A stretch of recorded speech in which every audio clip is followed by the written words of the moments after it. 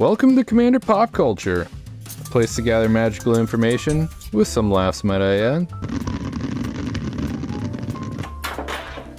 Hello everyone, so you want to build Niv Mizzet the Guild Pact. Well, I got a list for you, and it's on a budget.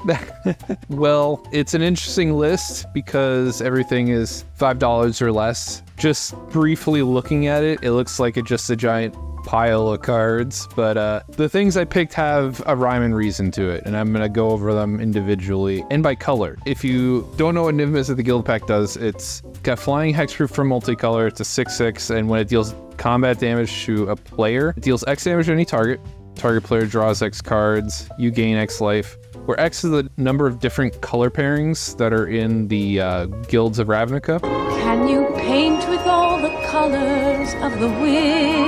In the monocolored stuff, it's just fixing or just to fulfill your typical deck requirements. Got Birds of Paradise, Farseek, Fertile Ground, Prismatic Omen that turns all your lands into every basic type. Single target removal like Swords of Plowshares, Path to Exile, and Vandal Blast. Let's get to the meat and potatoes of stuff. We'll start with Rakdos, because that's first here in the list. As your Odd Maker, this fulfills your card advantage slot. What this does is whenever you go to combat, you pick a creature. Whenever that does damage, you have to discard a card, draw 2. Blood Splatter Analysis, this is a enchantment that does 3 damage to a target creature, and then whenever one or more creatures die, you mill a card and put a stain counter on this. Once it has 5, you can sack it to return a creature from your graveyard hand. I would almost exclusively use this to get your commander back, should he die. So it kind of doubles as a recursion piece, which is nice. Chainer Nightmare Adept, this also fills a role of reanimating your commander or any of your pieces that should die at the exchange of discarding card. The other nice part about it is it gives whatever you cast from your graveyard haste. You get to use it the turn you get it. Evasion of Asgul, it's a battle card. It's also a removal. Makes target a player sack a creature or planeswalker, and then that person loses 1 life. There is a sub-theme of dragons in this deck. Oh, the dragons will be there.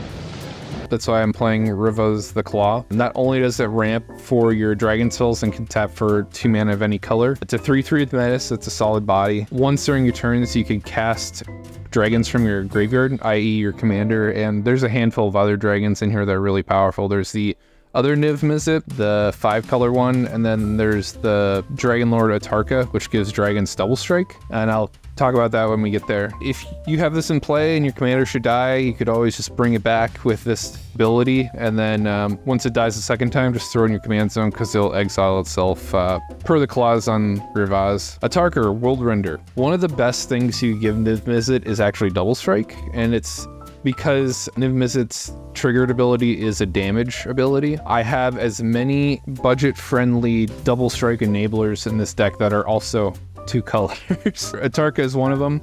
It also triggers on herself. It's expensive, but every time I slam this thing, it always feels super good. For 61 cents, it's pretty awesome. Bloodbraid Elf.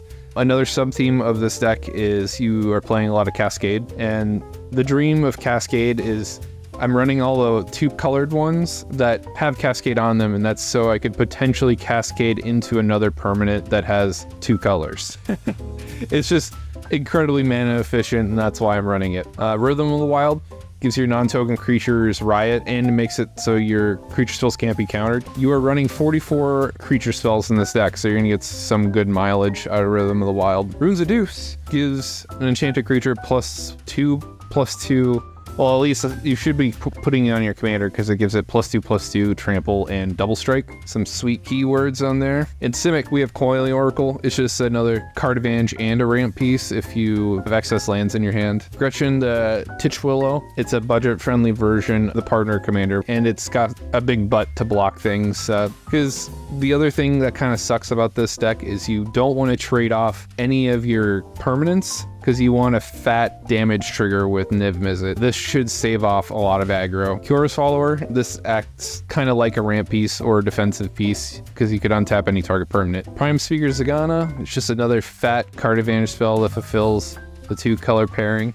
Shardless Agent, another cascade spell for you to find another color pairing, hopefully. Urtai Resurrected, this is a Dimir removal spell. You could either counter something or you could destroy another target creature or planeswalker. In exchange, the opponent draws a card. Cathari Remnant, another cascade card. I didn't know this existed. Sig River Cutthroat, beginning of each end step, if the opponent lost 3 or more life, you get the draw. Seems easy enough. Talion, the Kindly Lord. ETBs, you choose a number 1 through 10. I always pick 2 or 3, depending on what I'm seeing in the table. But what happens is whenever someone casts a creature with power and toughness equal to or CMC equal to it, you get to draw a card and they lose 2 life. Deathrite Shaman, mana ramp, fixing, and you could exile people's stuff from their graveyards, little graveyard hate. Gloom Shrieker lets you pull out a permanent from your graveyard to your hand. Should Gloom Shrieker die, you just exile a permanent from your graveyard instead. Not bad, not bad. Kagha. I never actually played this person before, but she's really cool. She's like a pseudo fair Marin. When it attacks against Death Touch and you mill 2 cards, and during each of your turns, you may play a land or cast a permanent spell from among the cards that were put into your graveyard that turn. Since you are playing 95 permanents, the likelihood of you getting something out of your graveyard is extremely high. And then I am running Marin in here as well, just as a recursion piece. Seems like Rakdos and Golgari pairings are all about getting your commander back. Don't you people ever die! Or other pieces so you can keep your board nice and full of all your colored permanents. Vernish Steed.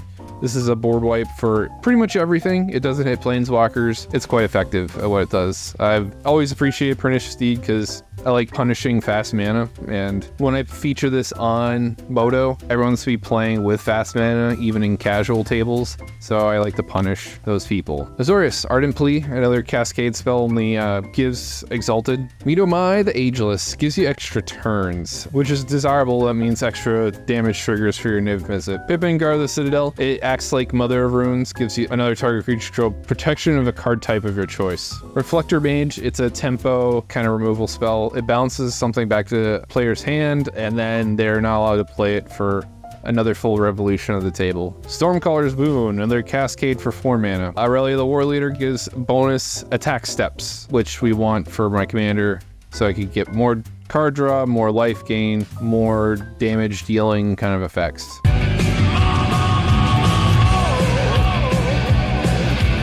Bruce Tile, another double strike enabler. General Ferris Rakirik, you're playing a ton of multicolored permanents in this deck.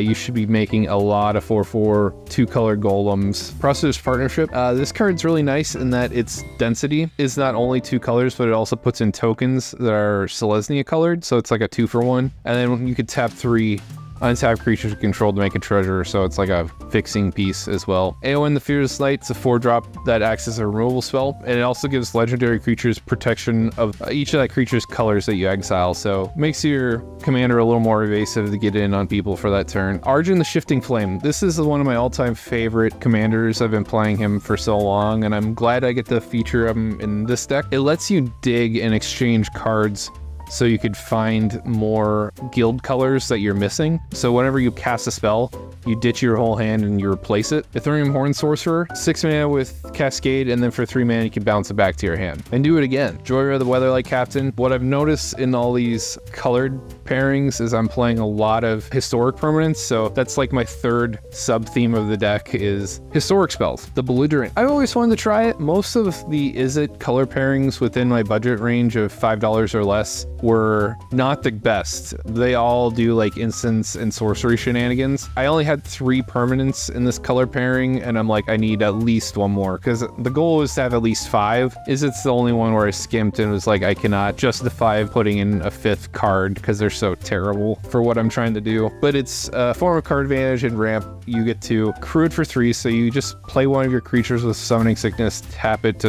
accrue this, and then you get to make a treasure, and you get to play spells from the top of your library for that turn. It's good enough in my book. High Priest of Penance staves off a bunch of aggro, because when it's dealt damage, I get to destroy a non-land permanent of my choice. Life Insurance. Whenever any non-token creature dies, you lose a life, create a treasure. and it has extort, so you get to get all that life back eventually. Lotho, Corrupt Sheriff. This is a ramp piece. Whenever opponent casts their second spell each turn, you lose life, make another treasure. Priest of the Felrites. This is another reanimation piece, because you could sack it to return target creature card from your graveyard to the battlefield. It also has Unearth, so you could do it again. Vizkopa Guildmage. Your commander, when it deals combat damage, you get to gain X life. I thought something that was kind of fun is I could actually sink 3 mana into this and make every opponent lose the amount of life you gain this turn. You could also give target creature lifelink if you have all that mana to spare. Most of the time it's just for the life loss that I use it for. I know this says 5 color, but Jangotha is actually a 2 color pairing. Real nice in this deck for ramping. Invisor Reborn. On ETB, you reveal a top 10, and then you get to select